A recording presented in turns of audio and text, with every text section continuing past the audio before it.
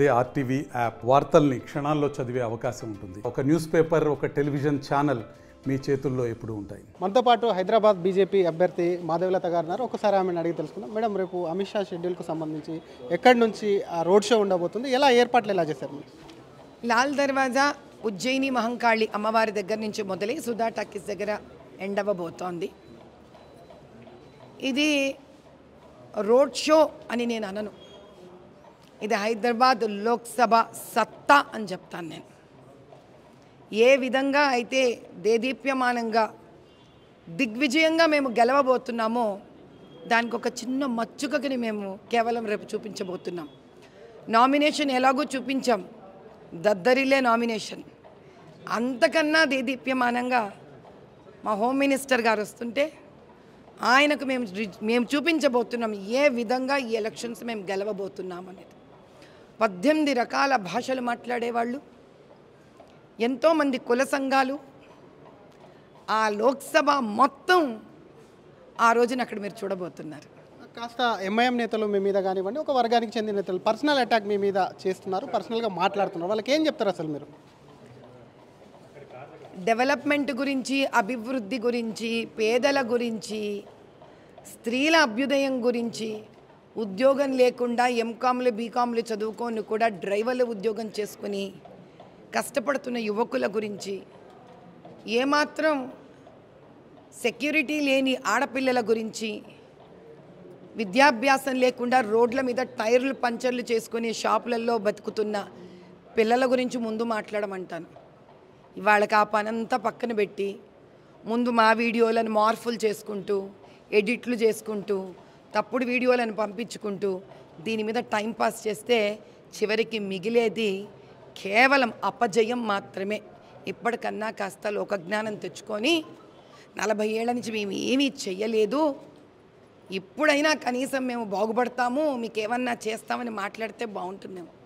BJP ఒకవేళ 400 సీట్లు వస్తే రాజ్యాంగం మారుస్తుందంటూ కూడా కాంగ్రెస్కు సంబంధించి కూడా పూర్తి స్థాయిలో పెద్ద ఎత్తున ప్రచారం తీసుకుపోతుంది. ఎట్లా చూస్తారు అసలు? 400 సీట్లు వస్తే కాన్స్టిట్యూషన్ మారుస్తుంది బీజేపీ అనే ప్రచారాన్ని కాంగ్రెస్ గట్టిగా తీసుకెళ్తుంది. ఎట్లా చూస్తారు అసలు? అంటే వాళ్ళ హయాంలో ఎప్పుడు కాన్స్టిట్యూషన్ వాళ్ళు ముట్టుకోలేదా? అంటే వాళ్ళు ముట్టుకొని అమెండ్మెంట్లు తెచ్చుకున్నప్పుడేమో దేశ ప్రగతి. మీరు పూర్తిగా మారుస్తామంటారు, మీరు అమెండ్మెంట్ చేస్తారా, మారుస్తారా? పూర్తి మార్చడం అంటే ఏమిటయ్యా? ఫస్ట్ దాని గురించి మాట్లాడుకుందాం. మీ ఉద్దేశంలో పూర్తి మార్చడం అంటే ఏంటి? మా ఉద్దేశం కాదు, వాళ్ళు రాజ్యాంగాన్ని మార్చేస్తారు, బీజేపీకి అనుకూలంగా, ఆర్ఎస్ఎస్ భావజాలానికి అనుకూలంగా పెడతారు. ఇవన్నీ మాట్లాడే రాహుల్ గాంధీ గారిని, రేవంత్ రెడ్డి గారిని కాన్స్టిట్యూషన్ ఎంత చదువుకున్నారో ప్రశ్న ఏమనండి. ముందు వాళ్ళకు టెస్ట్ పెడదాం. కాన్స్టిట్యూషన్ మీద, దాని ఆర్టికల్స్ మీద రాహుల్ గాంధీ గారికి ఓ పరీక్ష పెట్టి ఆ పరీక్షలో పాస్ అయ్యాక అసలు కాన్స్టిట్యూషన్ని మార్చడం అంటే ఏమిటి, వాళ్ళ తరం వాళ్ళు ముందు తరం వాళ్ళు ఎంతగా మార్చారు, ఎన్ని అమెండ్మెంట్స్ తెచ్చారు, ఇందిరాగాంధీ గారు ఎమర్జెన్సీ టైంలో ఎలా ఎడప్పెడ వాడేశారు. ముందు పాపం ఆయన చరిత్రను, కాన్స్టిట్యూషన్ బాగా చదువుకొని తెలుసుకోమనండి. ఆ తర్వాత మోదీ గారు చేయబోయే కార్యక్రమాలని పూర్తి మార్చడమా కాన్స్టిట్యూషన్, లేదా దేశ అభివృద్ధి కోసం అక్కడ ఇక్కడ చిన్న చిన్న మార్పులు చేర్పులు అవసరమా అనేది అర్థం చేసుకోవడానికి కూడా ఆయనకు ఫస్ట్ ఈ దేశ చరిత్రను చదువుకోవాలి. 2, వారి కాన్స్టిట్యూషన్ని క్షుణ్ణంగా తెలుసుకోవాలి.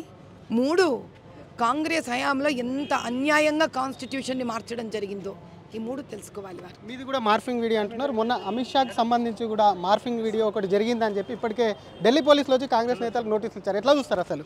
మీరు సిద్దంబర్ బజార్లో చేసింది కూడా మార్ఫింగ్ వీడియో అని మీరు అంటున్నారు. అమిత్ షాది కూడా సాక్షాత్తు కేంద్ర హోమ్ మినిస్టర్ది కూడా చేశారు. ఎలా చూస్తారు?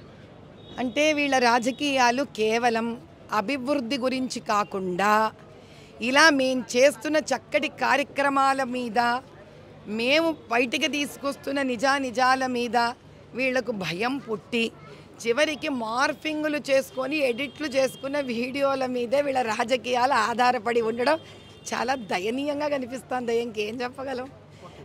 చాలా ఇది అసలు మార్ఫింగ్ వీడియోలు చేస్తూ రాజకీయాలు మొత్తం కూడా మార్ఫింగ్ వీడియోలతో చేస్తున్నారంటూ ఒకవైపు తీవ్ర స్థాయిలో మండిపడుతుంటే మరొక పక్క 40 ఏళ్ళు కూడా అటు హైదరాబాద్ పార్లమెంట్లో కూడా అభివృద్ధి జరగలేదు, అభివృద్ధి మీద మాట్లాడమంటే పర్సనల్గా అటాక్ చేస్తున్నారని చెప్తూనే మరొక పక్క తనకు సంబంధించినటువంటి ఫేక్ వీడియో ఏదైతే సృష్టించారో దాన్ని కూడా రాజకీయంగా లబ్ధి పొందారు. అమిత్ షా సైతం కేంద్ర హోంశాఖ మంత్రి అమిత్ షాను సైతం కూడా వదలలేదంటూ కూడా మాధవ్లాట్ అంటారు. అలాగే రేపు అమిత్ షాకి సంబంధించినటువంటి రోడ్ షో ఏదైతే ఉందో అది రోడ్ షో కాదు, దాన్ని ఖచ్చితంగా కూడా ఒకవైపు గెలుపుకు నాంది పలికేటువంటి కార్యక్రమం అని చెప్పి కూడా హైదరాబాద్ బీజేపీ అభ్యర్థి కొంపల్లి మాధవ్లత అంటున్నారు. కెమెరామెన్ విజయ్తో శ్రీధర్, RTV, హైదరాబాద్. నమస్తే అండి.